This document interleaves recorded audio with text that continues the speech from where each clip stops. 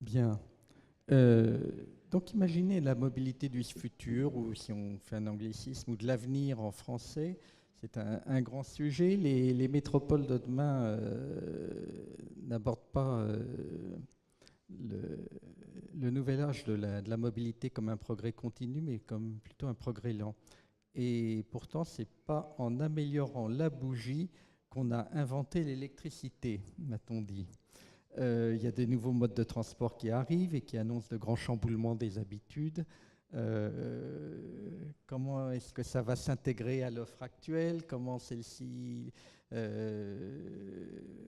les faire entrer dans un paquet de- d'activités multimodales?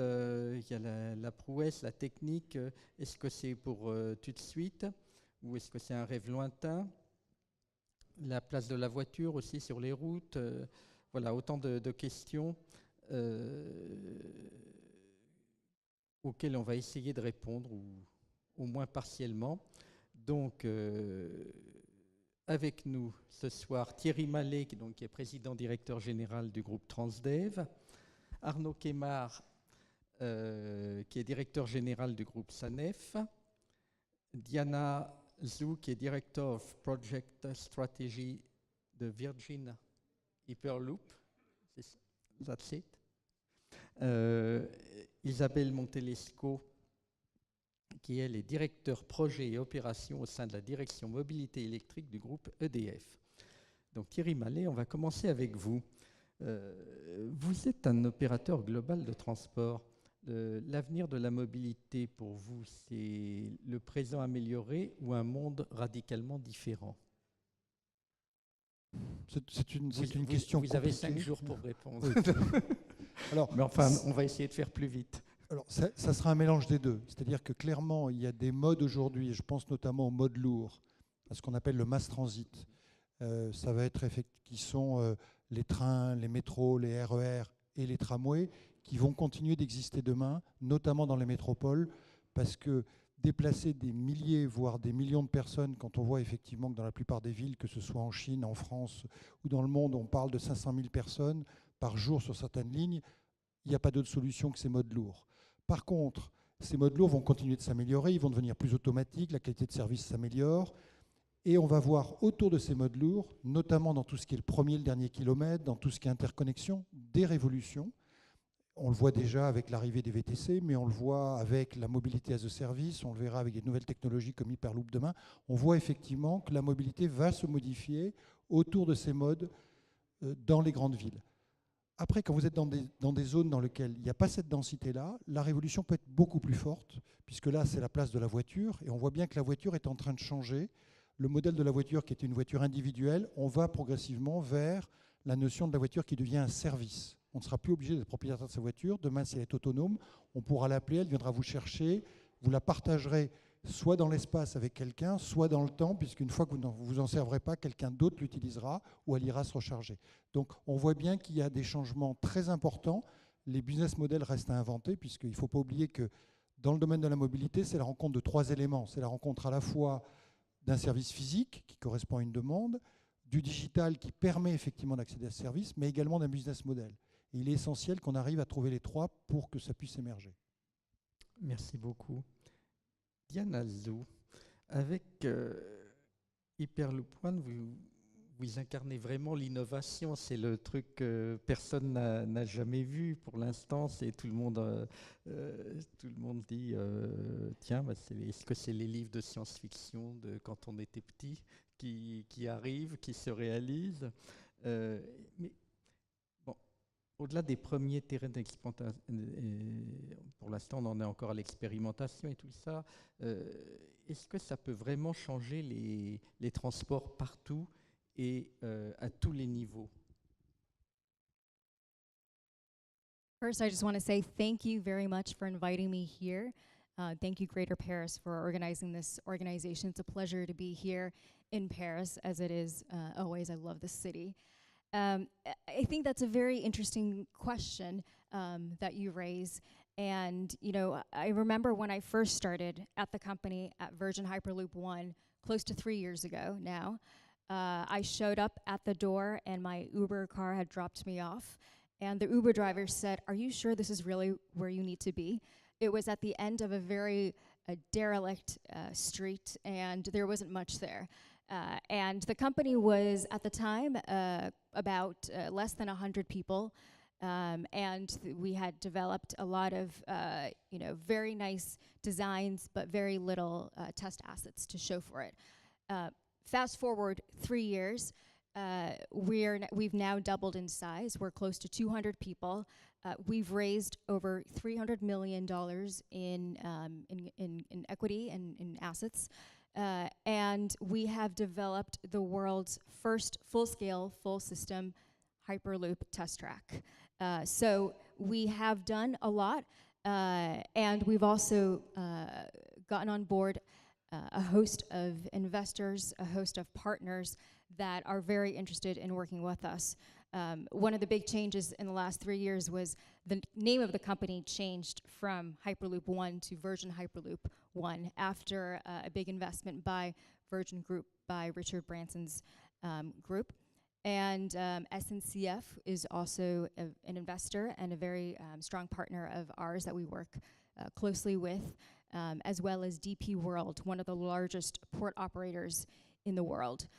So the company has come a long way, but at the end of the day, it is still a 4.5-year-old company, close to 5 years now.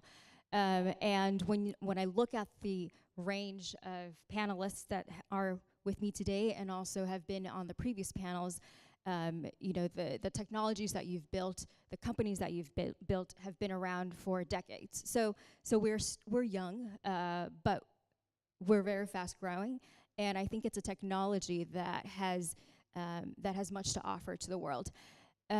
When we started out as a company, it was purely focused on the technology, on improving mass modes of transportation. We're designing a system that is a solution for mass modes of transportation.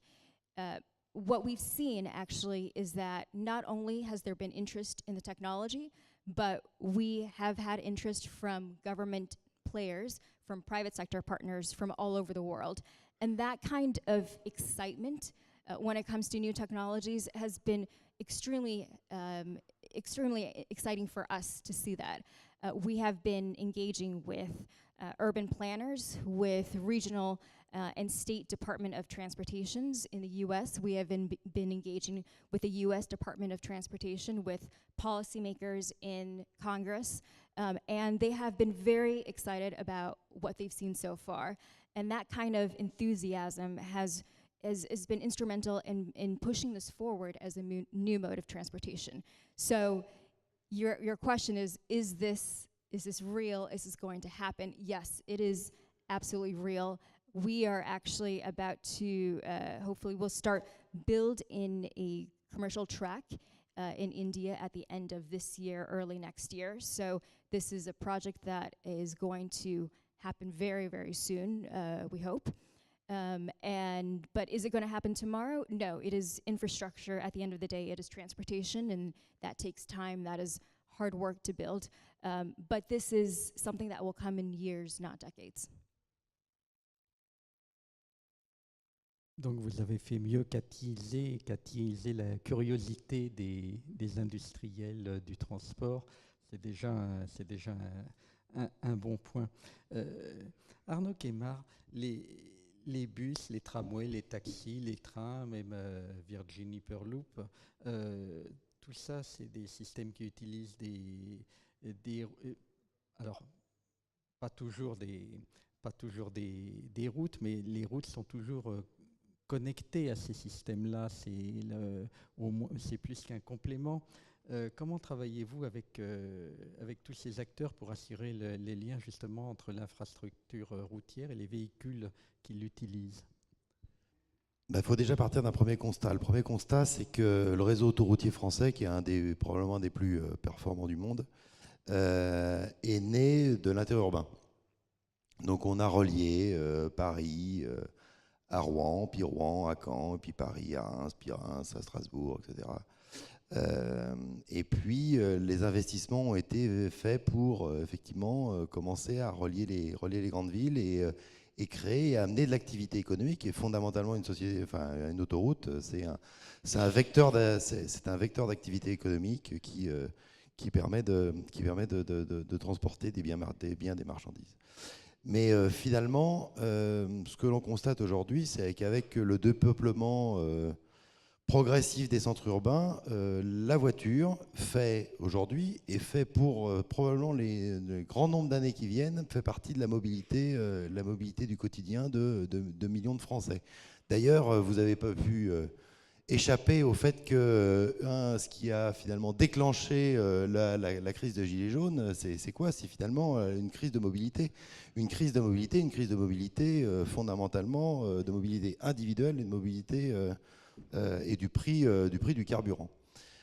Donc, l'autoroute qui est née de l'intérieur urbain est en train de se projeter de plus en plus vers l'urbain. On le voit bien à l'approche de Paris, et puis SANEF a une position un petit peu particulière à Paris, puisqu'on gère globalement 5 des 7 accès autoroutiers à Paris. On voit qu'on a 1,1 passager par véhicule. Alors, qu'est-ce que les sociétés d'autoroute peuvent faire pour ça? On a fait, peut-être pour la première fois, il y a quelques années, un mapping entre le réseau de transport collectif et le réseau autoroutier. Parce que finalement, on a toujours pensé le développement d'un côté avec du réseau routier, un développement d'un autre côté avec du transport collectif, et ce qui est l'objet de votre question, la synthèse des deux, comment est-ce qu'on fait passer de l'un à l'autre, la question s'est posée finalement très récemment. Alors depuis très longtemps, on investit dans des parkings de covoiturage, parce que le covoiturage, c'est une des solutions de densification du nombre de passagers par véhicule. Et puis aujourd'hui, on travaille avec l'ensemble des collectivités locales. Alors l'ensemble des collectivités locales partout sur notre réseau, et en particulier en Ile-de-France, de manière à proposer de nouvelles solutions. Nouvelles solutions, c'est quoi? C'est faciliter l'intermodalité, puisque tout le monde n'a pas, en Ile-de-France, lorsqu'on vit au-delà de la 86, lorsqu'on vit au-delà de la francilienne, tout le monde n'a pas un transport collectif à proximité. Voilà. Et c'est un fait, et c'est un fait probablement extrêmement durable. Donc il faut trouver le moyen de mettre en place des parkings de comodalité, des parkings qui permettent de déposer son véhicule, de prendre d'autres covoitureurs, mais aussi d'aller continuer son trajet dans des transports publics avec une bien plus grande densification. Donc c'est là où nos investissements finalement, parce que fondamentalement une société d'autoroute, c'est quoi? C'est une société qui finance, construit et exploite des infrastructures publiques avec du financement privé. Donc nos investissements, qui étaient fondamentalement des investissements orientés sur l'intérieur urbain, doivent, et ça fait partie des discussions qu'on a actuellement avec notre concédant, doivent se réorienter sur des investissements qui doivent faciliter la densification du nombre de passagers par véhicule, faciliter le transfert vers des moyens de transport collectifs, et puis faciliter les usages vertueux de l'automobile, qui soit le covoiturage, par la mise en place de voies dédiées au covoiturage, dont la future loi mobilité doit permettre un développement beaucoup plus important, faciliter le transport par bus express, et on voit que les lignes de bus express qui sont sur autoroute, elles sont systématiquement, je regarde le président de Transdev, mais qui sont systématiquement remplis, et dès qu'on rajoute une fréquence, les bus sont remplis, donc ça correspond à une vraie demande, et cette vraie demande, elle continuera à perdurer si les bus peuvent circuler plus rapidement que le véhicule individuel. Donc voilà comment on est en train d'opérer une sorte de mutation finalement de notre secteur, de passer de l'intérieur urbain et du désenclavement des territoires à la densification du nombre de passagers à l'approche des grandes villes, et par des solutions qui sont fondamentalement, on parlera peut-être après de technologie, mais qui sont d'abord fondamentalement des solutions d'infrastructures adaptées. Thierry Mallet, Arnaud Quémard vous a en quelque sorte tendu la perche là. Comment est-ce que quand vous innovez, vous intégrez toutes vos démarches là, avec le hardware, les réseaux routiers, donc autoroutiers, ou les réseaux d'énergie dont on va parler par la suite? Je vais illustrer ça avec 3 exemples, parce que j'ai 3 exemples très concrets en C'est ce tête. qu'il y a de Le plus premier, clair. c'est la région Île-de-France. C'est ce qu'on fait aujourd'hui avec des bus rapides sur l'autoroute. Alors, malheureusement, ce n'est pas le réseau SANEF, c'est le réseau Cofiroute. Mais il y a un parking autoroutier à Brie-sous-Forges dans lequel les gens qui habitent à 10 km peuvent amener et garer leur voiture. Ils font ça en 10 minutes. Un Brie-sous-Forges, c'est juste après le péage de Saint-Arnoux. Et à partir de là, depuis ce parking autoroutier, vous avez un accès direct à l'autoroute et vous avez un bus rapide qui va sur l'autoroute et qui va jusqu'à la gare de Massy. Et depuis cette année, depuis l'an dernier, il y a une voie dédiée qui a été consacrée à ce bus rapide qui permet effectivement d'arriver sans problème jusqu'à la gare de Massy. Et à Massy, vous pouvez effectivement prendre votre RER ou votre train pour l'ensemble de la région parisienne. Donc ça permet effectivement à des gens de grande banlieue d'avoir un accès facile, multimodal, pour aller vers les transports publics. Le secret du succès de cette voie, qui a été ouverte maintenant il y a 10 ans, cette ligne de bus, c'est qu'il y a de la fréquence et de la qualité. Aujourd'hui, c'est un bus le matin toutes les 5 minutes, depuis 6 h jusqu'à 11 h le soir. Et aujourd'hui, on est d'ailleurs passé depuis l'an dernier à des bus impériales tellement il y a une demande forte. Donc ça prouve, et ça n'oppose d'ailleurs pas la voiture et le transport public, c'est la continuité de la multimodalité et de voir comme les infrastructures peuvent accueillir du transport public. Le deuxième exemple, c'est ce qu'on fait aujourd'hui à Rouen et ce qu'on va faire demain à Saclay en région parisienne avec des véhicules autonomes. C'est-à-dire que nous pensons que pour des véhicules autonomes demain, notre vision, ce n'est pas du véhicule tout seul, c'est une infrastructure intelligente. Et ce que nous faisons à Rouen et demain à Saclay, entre Massy et Saclay, c'est de mettre des capteurs sur l'infrastructure, des lidars tout simplement, qui permettent de savoir ce qui va se passer 1 ou 2 carrefours en amont, qui va se passer sur les routes adjacentes et qui repèrent aussi bien les piétons que les voitures. Ce qui permet effectivement de faire rouler des véhicules autonomes demain, pas à 20 ou 30 à l'heure, mais à 50 km/h pour offrir un service de qualité. Notre vision, c'est un système de transport qui va avoir une couche de véhicules autonomes, une couche de capteurs intelligents sur l'infrastructure et une couche de supervision, parce qu'il faudra un poste de supervision pour surveiller que ça se passe bien, qu'est-ce qui se passe dans les véhicules autonomes, surtout si c'est des véhicules autonomes de transport collectif. Le dernier exemple, c'est l'enjeu de l'énergie. Alors, l'énergie, pardonnez-moi, je fais un saut à Amsterdam, parce que notre plus grosse flotte de bus électriques, elle est aujourd'hui autour de l'aéroport de Schiphol, à Amsterdam, où nous avons aujourd'hui plus de 150 bus électriques, des bus de 18 mètres qui roulent depuis 1 an. Et donc, on a travaillé étroitement pour avoir des systèmes de recharge, à la fois des mélanges de recharge lente et de recharge rapide. Le choix qu'on a fait, c'est de transporter des personnes, des passagers, et non pas des batteries. Donc, on est parti sur une autonomie limitée, 80 km, alors que ces bus font plutôt 300 km par jour. Et donc, on s'arrête 3-4 fois par jour, et en 20 minutes, on a rechargé le bus à 80% de sa capacité, il repart. Et donc, c'est ce qu'on a installé à la fois en bout des lignes et des recharges lentes. Et je vous invite à venir voir parce qu'à Amsterdam, on a un site de recharge où on peut recharger simultanément 100 bus en parallèle le soir avec de la recharge lente. Voilà. Et c'est ce qu'on est en train de réfléchir, exactement les mêmes schémas aujourd'hui avec EDF en France, puisque c'est en train de venir. Et on voit bien effectivement que le transport public a une petite longueur d'avance par rapport aux véhicules individuels. C'est plus facile, on est sur des trajets récurrents, on sait où le bus va passer, donc on sait où on peut le recharger. Et le véhicule autonome demain, on sait où il va passer aussi, puisqu'on est en train de parler de l'application des véhicules autonomes au transport public. Et donc c'est plus facile de placer les capteurs et de décider comment on va s'organiser. Oui, à Saclay, ça va être complexe, parce qu'avec les piétons, il y en a quand même beaucoup au bord des routes. Je pense que vos installations sont robustes. Isabelle Montelesco, les mobilités du futur demandent beaucoup d'électricité. En tout cas, c'est l'électricité qui est en première ligne. Même quand on parle d'hydrogène ou quelque chose comme ça, on arrive quand même à de l'électricité. Alors, comment EDF accompagne les entreprises de transport pour intégrer cette dimension? Est-ce que c'est compatible avec les villes frugales en énergie, les villes qui font le plus d'économies d'énergie? Alors moi j'ai envie de répondre à cette double question, mais en commençant par la fin, pour Si vous tuer voulez. une légende urbaine. C'est vrai que la mobilité du futur, elle est avant tout électrique. On l'a démontré aussi bien sur le véhicule léger que sur le transport lourd, courte distance en tout cas, parce que c'est vrai que dès qu'on est sur des longues distances, il nous faut des prolongateurs d'autonomie, donc on sera sur des piles à combustible. Mais grosso modo, c'est vrai que l'énergie de demain, surtout dans un pays comme la France, qui produit 85% de son énergie en décarboné, Ça fait sens quand on sait que 35% des émissions de CO2 sont liées au transport, d'être l'accompagnateur actif d'une mobilité durable électrique.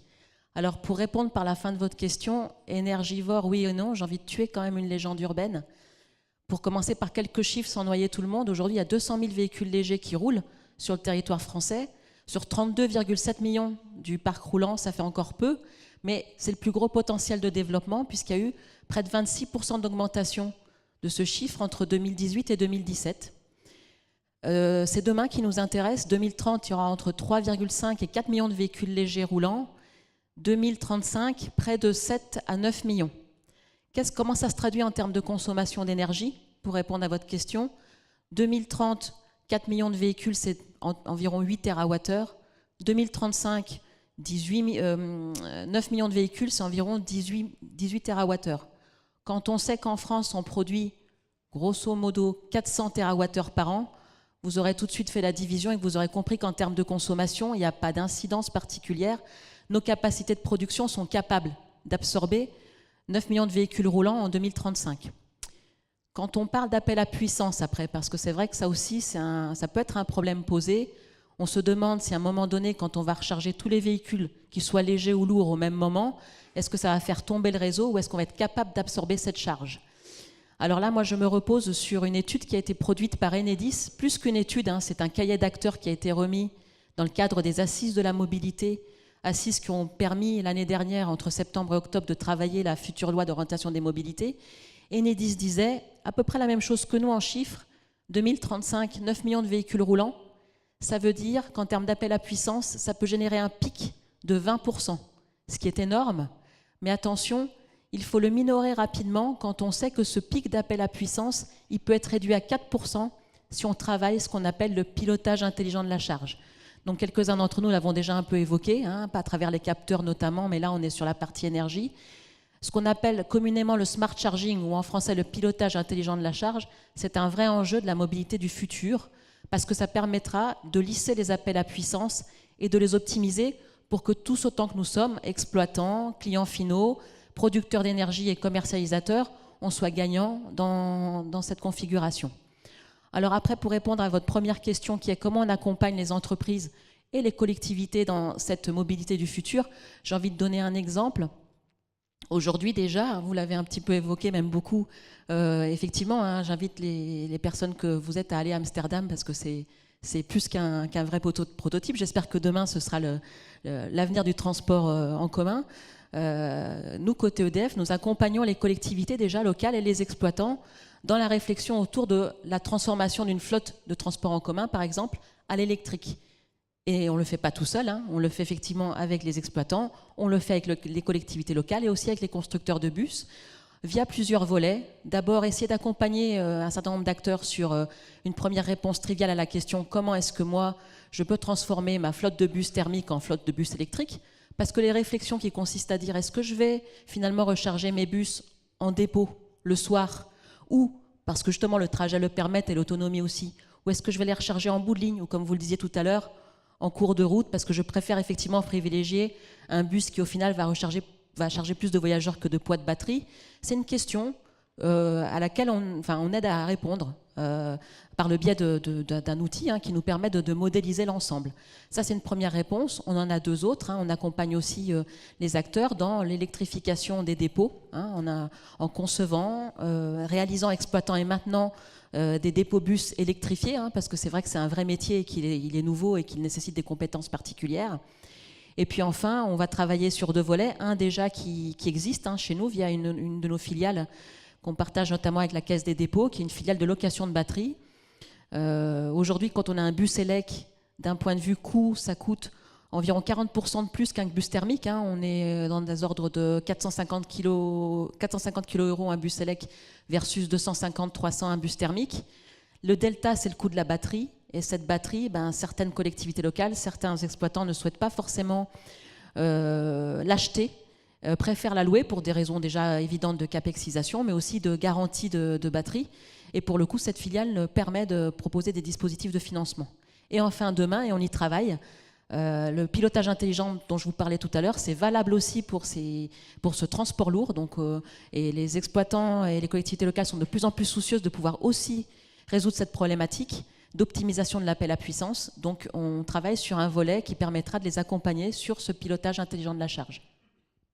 Bien, merci beaucoup. Pendant qu'on est dans l'énergie, parce que ça y participe, Diana, Virgin Hyperloop, est-ce que vous avez une idée du bilan carbone et énergétique que ça représente, tant pour le construire que pour l'exploiter? Est-ce que ça peut être applicable pour du transport de masse, ou est-ce que ça restera un moyen de transport, je dirais, un peu élitiste? So first of all, thank you for that question. It is absolutely going to be a mass transit solution. We're designing a solution that meets the needs of people, so it is accessible and it is economically affordable for people. There are a couple of ways we're doing this. So the first is that, well, actually, let me explain what the Hyperloop actually is for those of you who may not be familiar with it. We have a vehicle, which we call a pod. We put the vehicle in a tube, and we take a lot of the air outside of out of the tube, and we bring the pressure inside the tube to 1/1000th of atmosphere pressure, or about 100 pascals. So it is a system that is very aerodynamic. It is a system that uses very little energy because there's low amounts of air in the tube itself. And so for those principal reasons, it is a system that is more energy efficient than existing modes of transportation today. We're also developing our own magnetic levitation technologies so that the pod levitates on top of the track. And so there's very little wear and tear, very low maintenance and operational costs. And then we're tying it all together with an autonomous system to control the pods themselves. So from one perspective, from the construction perspective and the operations of it, it is very energy efficient because it is a passive system that uses energy to just propel the pods, and then the pods can go for up to 60 kilometers, assuming a straight track, because of the low aerodynamic drag. So from that perspective, it's extremely energy efficient. The second way it's energy efficient is through the design of the operation of the system itself. So our pods are very small compared to trains. It's more similar to a bus in that matter. It fits up to 20 to 25 passenger per pod. And we're designing our operational system to be responsive to peak passengers and to be responsive to passenger demands. And so what that means is that it is a system where when you need the pod, when a passenger wants to go from point A to point B, they can take out their phone, they can take out whatever device they use to order a pod to their ultimate destination. And so in that perspective, it is responsive to what people want. It is like an Uber or a Lyft or a ride-sharing service today. And the pods leave very frequently. And so you're not waiting, because of the system, you're not waiting for hundreds and hundreds of people to show up. You can have high utilization rates per pod. And you can leave the pods, you can have the pods leave, every 30 seconds, every few minutes, depending on what the demand is. So you can control the demand in that sense. So all of these aspects of our system tied together into something that is about a tenth as energy efficient as air travel. So it's 10 times more efficient than air travel at roughly the same speeds. We're designing our system to be 800 to 1,000 kilometers at full speed, at full target speeds. And so it is extremely energy efficient for that speed. Oui, c'est passionnant, mais à cette fréquence-là, les passagers ont le temps de monter et de descendre. Ils sont au freinage, il faut qu'ils il faut que le freinage soit assez progressif pour qu'il ne se retrouve pas collé sur le passager d'en face.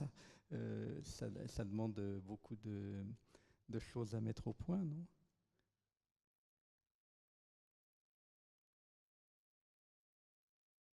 So those are all very good questions. We're designing the system so that it is safe and it is comfortable. When you get into a Hyperloop pod, it'll be similar to being on a train, for example. We're designing it to accelerate and to decelerate at roughly 0.2 Gs. So that is very similar to getting into a train, and you can have your coffee, it won't spill.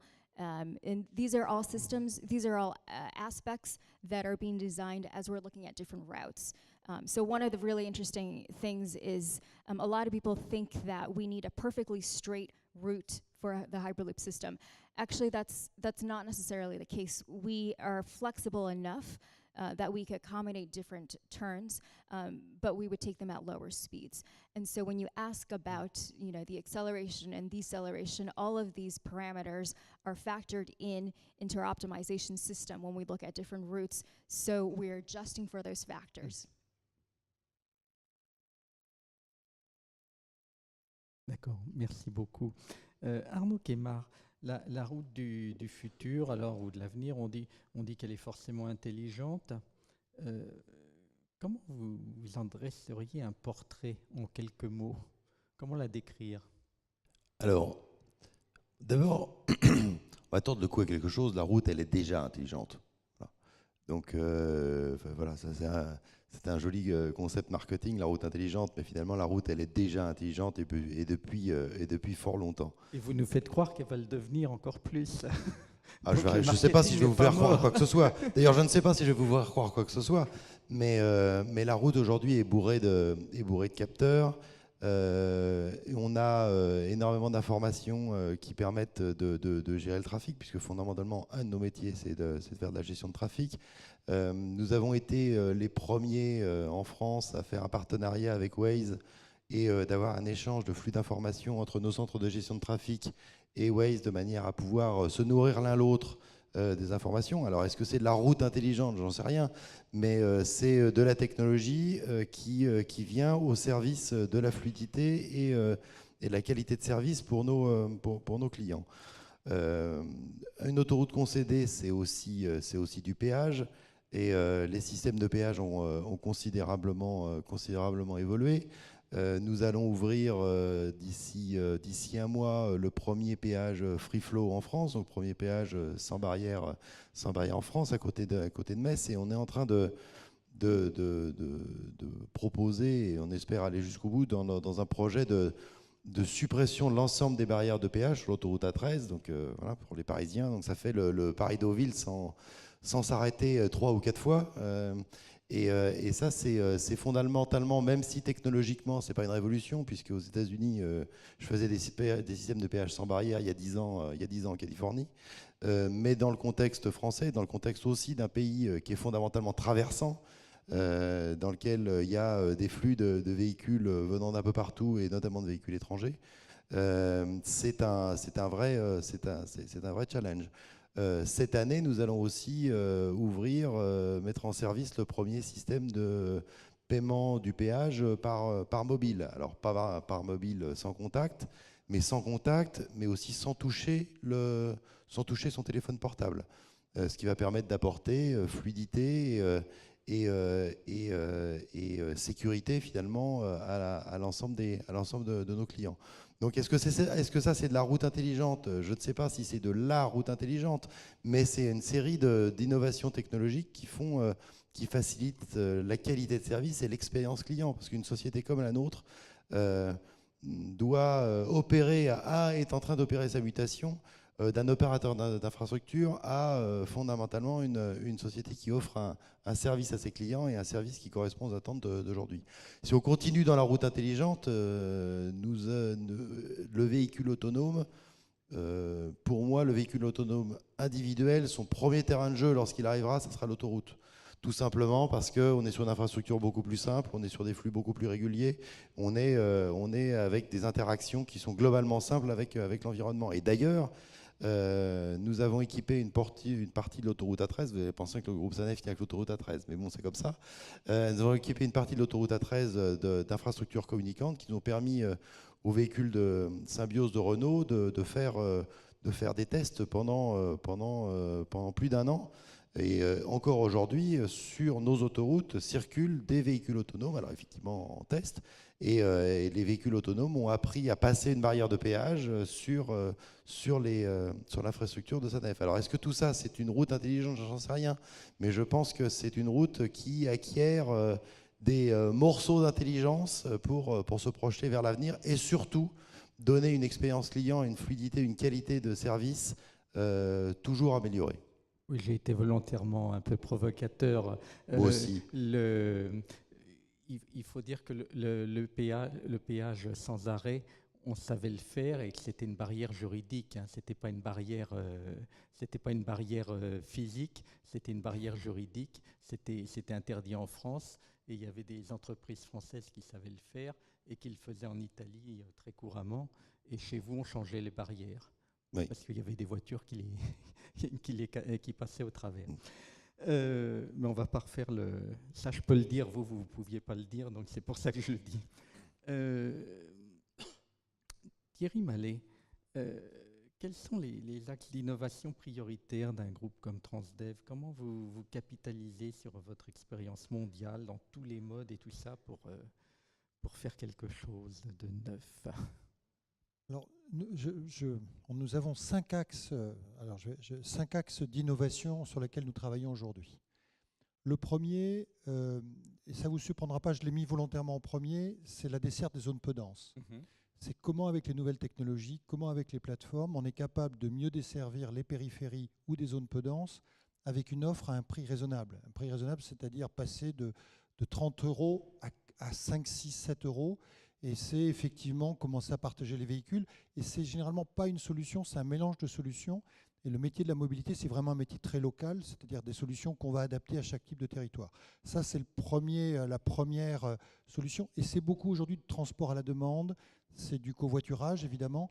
Et c'est un axe de développement très important. Ce n'est pas forcément un gros chiffre d'affaires, mais la demande de la part des collectivités locales, du fait de la loi NOTRe, leur territoire s'est agrandi. On sait bien que les bassins de vie n'intègrent pas juste les métropoles et qu'il y a tout l'enjeu des métropoles. Et c'est bien là qu'il faut permettre effectivement à ces habitants de rentrer dans la métropole. Et ils sont très souvent pénalisés parce qu'ils n'ont pas un accès direct aux services de transport public. Et comment on offre ce dernier kilomètre est un élément clé. C'est le premier axe. Le deuxième axe, c'est le développement effectivement d'une mobilité plus propre. On a parlé des véhicules électriques. C'est quoi les meilleures solutions? Comment ça marche? Nous n'avons pas tout de suite abandonné encore le gaz naturel ou le biogaz en particulier, notamment pour la grande distance, parce que ça reste effectivement une solution, au moins dans un premier temps, qui sera acceptable.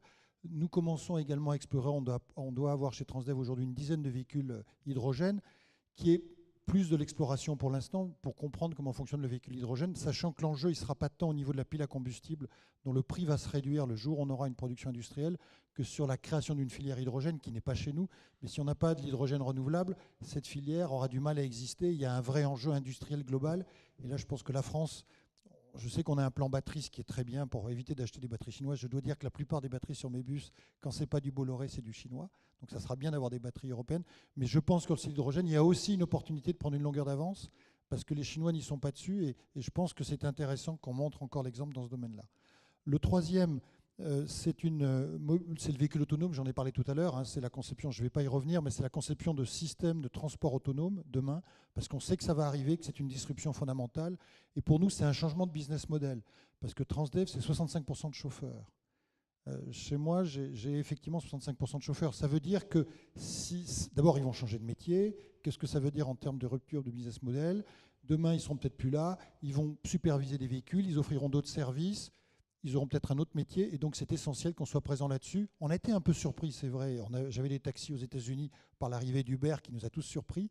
Le véhicule autonome, on tente effectivement d'anticiper sur les business models qui vont exister. Et le dernier, c'est l'émergence de la mobilité as a service. C'est l'idée que demain, grâce à des applications simples, on va être capable d'organiser son voyage de son point de départ à son point d'arrivée, qu'on prenne sa voiture, qu'on prenne le métro, qu'on prenne une bicyclette, qu'on soit à pied.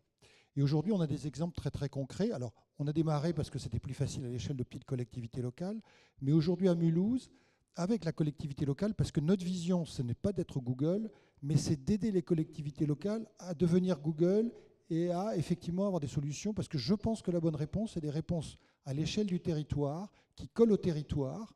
Et donc, avec la ville de Mulhouse, on a mis en place un compte mobilité. Les données appartiendront à la ville et tous les acteurs sont autour de la table. Il y a évidemment Transdev, puisque nous avons les transports publics, mais il y a Indigo qui a les parkings, il y a Deco qui a des vélos, il y a effectivement Cities qui a des voitures en covoiturage. Et ce qu'on a fait, c'est qu'on a créé ensemble un compte mobilité qui permet effectivement aux habitants de la ville de Mulhouse, en s'inscrivant une fois, de payer son parking, de payer d'accès aux voitures de Cities, de prendre son vélo chez Deco, de payer le transport public, de prendre le train, et de même les taxis, puisque les taxis ont demandé à rentrer dans cette plateforme.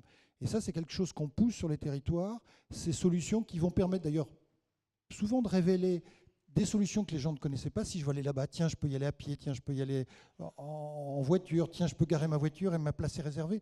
Et c'est vraiment quelque chose dans lequel, c'est vraiment un axe très très important de développement sur lequel on travaille. Et ça permettra éventuellement demain de ne plus forcément être propriétaire de sa voiture, puisqu'on arrivera à la réserver à l'avance dans une chaîne complète qui vous amène jusqu'au bout. C'est ça qui est un élément important.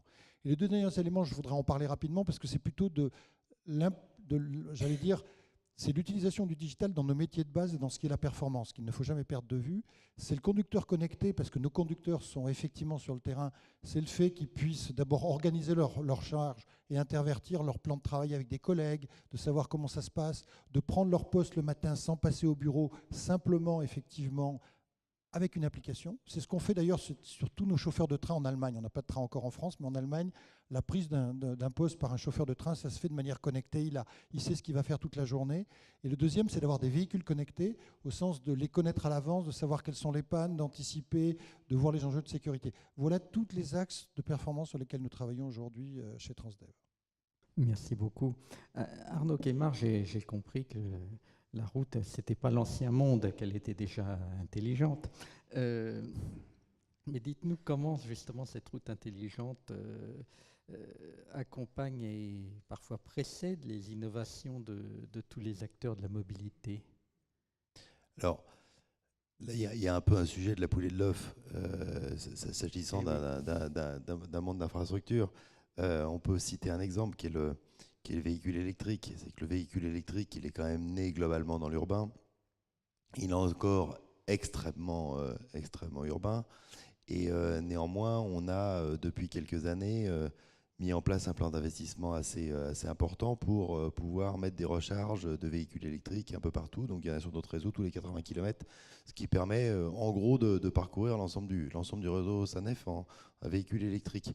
Là, ce sont des choses où lorsqu'on a le sentiment qu'il y a une technologie qui va devenir nécessaire, entre la poule et l'œuf, il y a bien un moment où il faut investir dans l'infrastructure. On peut parler du véhicule autonome. Alors on dit qu'effectivement, pour l'instant, on a participé à un certain nombre de tests. Est-ce que c'est le moment aujourd'hui d'aller se lancer dans un grand plan d'infrastructure pour aller équiper l'ensemble des autoroutes de France d'une technologie, laquelle d'ailleurs, on ne sait pas exactement laquelle, d'une technologie pour pouvoir faire circuler des véhicules autonomes. Je ne suis pas sûr que ça soit exactement le moment. Donc, à votre question, il y aurait guère qu'une réponse. Tout ça se regarde finalement au cas par cas. À quel moment l'infrastructure est-elle prête à quel moment sommes-nous prêts à faire les investissements nécessaires, parce qu'on parle d'investissements considérables, pour accompagner les développements du futur. Est-ce que l'infrastructure doit être en avance, en amont, et proposer des solutions? On peut se poser la question, et la question, très honnêtement, je n'ai pas la réponse. Voilà, je n'ai pas la réponse. C'est bien, ça nous donnera l'occasion d'y revenir une autre fois. Diana, dans la construction et la conception d'Hyperloop, avez-vous anticipé des points d'attache, je ne dis pas de correspondance, mais des points de convergence avec les réseaux de transport dans les villes pour les intégrer à diverses échelles dans les mobilités? Est-ce que les autres acteurs se sont préparés à l'arrivée d'Hyperloop? Alors, vous en avez parmi vos actionnaires, j'ai compris, mais je pense à cette question on peut la poser aussi d'une autre manière. Vous avez de la chance parce que votre papa ne connaissait pas encore votre maman. Quand en France, on a fait un train à une époque, un projet de train qui ressemblait beaucoup à Hyperloop, sauf qu'il n'était pas dans un tube, il était sur coussin d'air, il avançait très vite et ça n'a pas marché en partie parce qu'il ne pouvait pas se connecter aux autres réseaux de transport. Donc c'est tout l'intérêt de cette question. Comment vous arrivez à gérer ça? Voilà. One of the things that we're looking at very closely is designing the system to be integrated with many other modes. There are lots of ways you could do this. For example, with our project in India, we have been looking at where to put the stations, and it's important to us that our stations are located right in the city center, not miles outside of the city center, because that is where people want to be, and we know that whenever passengers switch modes, we lose 30% of the riders. And so we want to make that journey, that total journey, as seamless as possible. Now, Hyperloop is not going to be the solution for everything. It will need to be integrated very closely with first and last mile providers like Urban Rail, like metro systems, like bike sharing company, like car sharing companies. All of these technologies and all of these providers are very instrumental in helping passengers get to their end destination. So we imagine Hyperloop to be the primary mode of transportation between cities, high-speed mode of transportation between cities, but ultimately to get passengers to their final destination, of course, we'll need to integrate with other providers. And that is exactly how we are imagining designing the portals themselves, our stations. So you can imagine having a station where on one level is the Hyperloop loading and unloading of passengers. On the next level, you can have high-speed rail or metro or buses at the very top. And so you can imagine a multi-layer station where you have many modes coming together at one point. And Hyperloop is simply one of those modes that will be a service to passengers at that station. You mentioned some of our shareholders that have been very interested in looking at multimodal integration as well. And so I want to emphasize that merging with different modes is not just in urban centers, but also potentially with ports. So for example, moving containers from ports quickly to free up space at port terminals to an inland container depot. Those are things that port operators are very interested in, especially as ports reach capacity, and they're looking for other places to place the containers as they're waiting for ultimate delivery. Another example of that is connecting airports. Many of us know that a lot of airports are facing congestion today. Heathrow has been trying to build more runways. Schiphol, I think, is facing capacity issues as well. So airports are thinking about expanding, one unique solution that Hyperloop offers is the ability to connect a major airport, a major hub, to different airports that may be located 30 kilometers away, 50 kilometers away, and essentially having those two different airports function similarly to different terminals at a single airport. And Hyperloop is the only mode of transport that is able to enable that kind of connection within the times that that passengers are looking for when they're transferring flights, for example. So those are the types of ways we've been thinking about connecting with first and last mile providers, with ports, with airports, lots of different things to discuss. C'est dommage qu'Alain Krakowicz soit parti parce que le DHL, à l'époque où il était américain, a essayé de faire ça entre Paris et Bruxelles. Mais on ne va pas refaire l'histoire. Isabelle Montesco, il y a les voies, il y a la route, il y a les véhicules qui les empruntent, et puis il y a l'énergie dont ils ont besoin. Alors, est-ce qu'un groupe comme EDF devient un acteur de la mobilité, presque un créateur de solutions, ou va rester un fournisseur d'électricité, ce qui est déjà pas si mal, ce qui est déjà un métier à part entière. Je vous le confirme, c'est un métier qui nous occupe beaucoup. Ceci dit, quand vous dites que le groupe EDF, la question porte sur le verbe devenir, j'ai quand même envie de rappeler que ça fait déjà 40 ans que nous on se penche sur la question de la mobilité électrique. Donc ça ne date pas d'hier, hein, parce que dans mobilité électrique, il y a électrique, et c'est dans notre ADN que de regarder et de s'intéresser à cet objet.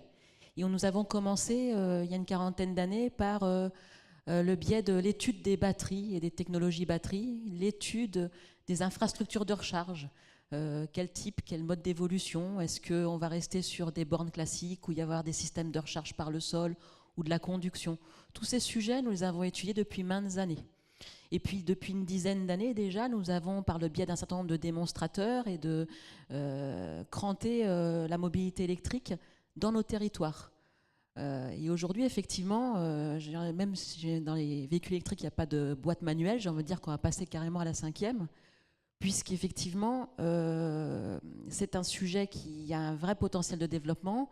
Nous, en tant qu'acteurs engagés de la loi de transition énergétique, l'un de nos plans adossé à cette loi de transition énergétique, c'est le plan mobilité électrique, plan qui a été annoncé par notre président lui-même en octobre dernier en conférence de presse lors des Electric Days, et qui porte effectivement sur la fourniture d'énergie, mais pas seulement. Parce que sur la chaîne de valeur de la mobilité électrique, il y a plusieurs composantes, hein, depuis la construction des différentes composantes de cette chaîne, que ce soit le véhicule, la batterie, mais aussi l'infrastructure de recharge, il y a l'énergie, et puis ensuite il y a tous les services de mobilité associés, comme nous l'avons tous évoqué ensemble. Et sur cette chaîne de valeur, nous on va se positionner globalement autour de 3 composantes majeures, avec des objectifs très crantés et précis. Le premier, bien sûr, la fourniture d'énergie.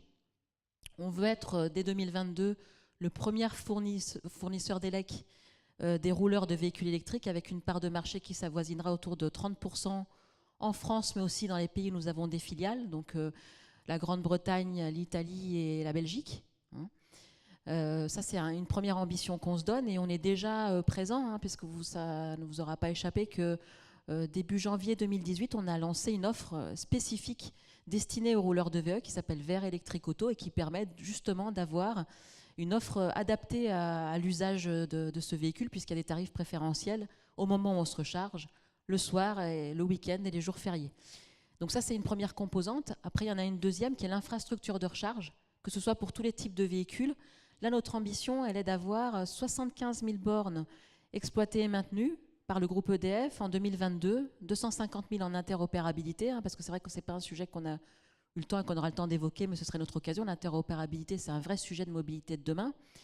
Et pour ça, donc, effectivement, on a notre filiale Isivia qui va être le fer de lance de ce sujet, avec, comme vous l'avez évoqué, Arnaud Kemar, le vrai problème de l'interopérabilité. Hein. Nous avons été précurseurs sur le sujet, puisque dès 2015, avec les concessionnaires autoroutiers notamment, mais aussi via un consortium de constructeurs automobiles, Renault, Nissan, BMW, Volkswagen, piloté et déployé les 200 premières bornes de recharge rapide du réseau qui s'appelle Corridor, qui est aujourd'hui exploité, maintenu et commercialisé par Isivia, et qui permet effectivement de faire de l'interurbain et de faire en sorte que le véhicule, qui effectivement jusqu'à aujourd'hui est plutôt urbain, voire périurbain, devienne interurbain, et qu'on fasse le saut de pouvoir faire des longues distances enfin en véhicule électrique.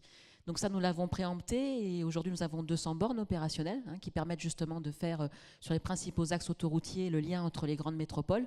Et demain, nous travaillons et nous continuons sur ce champ, puisque nous allons travailler sur un corridor 2 qui va permettre de travailler le sujet de la haute puissance, sachant que derrière la haute puissance, bien évidemment, on s'adaptera aux autonomies des véhicules d'aujourd'hui et de demain. Nos bornes de recharge aujourd'hui, c'est des 50 kW. Elles permettent à des véhicules légers de batterie de 24 à 30 kW de se recharger globalement en une bonne demi-heure. Les batteries de demain devront s'adapter aux autonomies demain des véhicules, hein, qui ont donc des batteries entre 50 et 60 kW. Et donc on sera sur des infras de recharge beaucoup plus puissantes, hein, qui seront entre 150 et 350. Donc ça, on y travaille. C'est notre deuxième axe. Le troisième et non des moindres, je l'ai évoqué tout à l'heure, la mobilité du futur, elle ne sera pas sans impact sur le réseau, et donc il sera très important de veiller à piloter intelligemment la charge.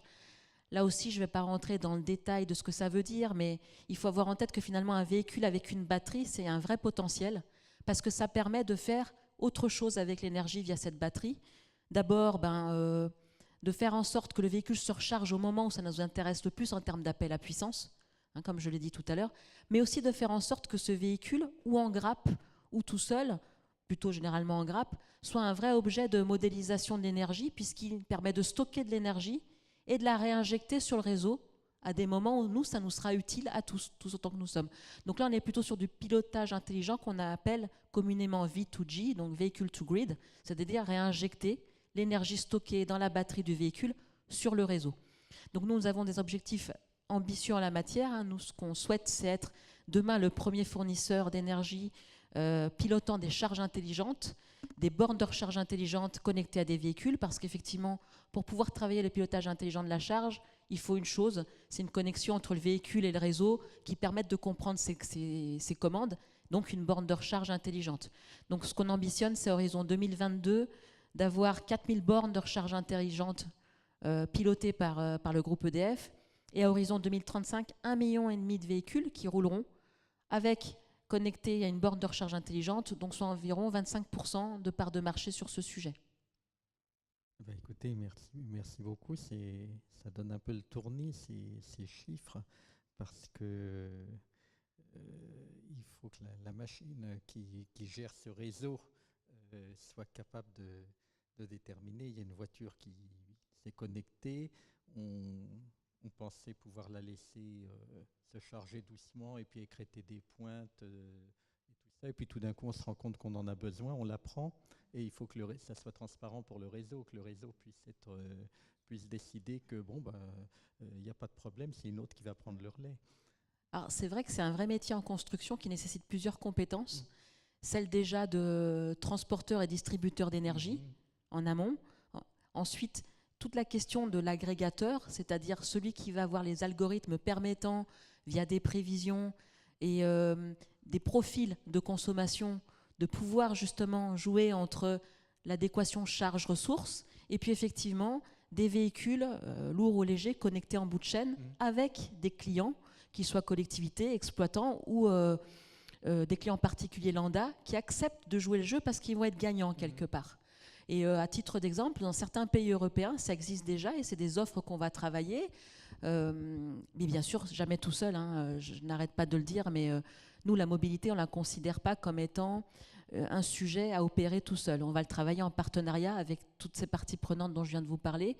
Dans des pays européens, il existe déjà une offre destinée à un client particulier qui consiste à dire « Monsieur, nous sommes prêts à vous restituer un véhicule en partenariat avec un énergéticien ou l'inverse. Hein, et si vous vous engagez à ne jamais vous recharger à telle plage horaire de telle semaine, votre véhicule, plutôt que de vous coûter X euros par mois, il vous coûtera X euros moins Y euros par mois, parce que du coup, ça nous permet à tous d'être gagnant-gagnant, puisqu'on travaille sur une économie d'appel à puissance et qu'on replace cette énergie sur le marché de la flexibilité. Donc après les applis qui permettent de louer sa voiture quand on ne l'utilise pas, celles qui permettront de louer le réservoir. Exactement. Eh bien écoutez, merci beaucoup. Je crois qu'on est pile dans l'horaire. Et c'était intéressant. Et merci.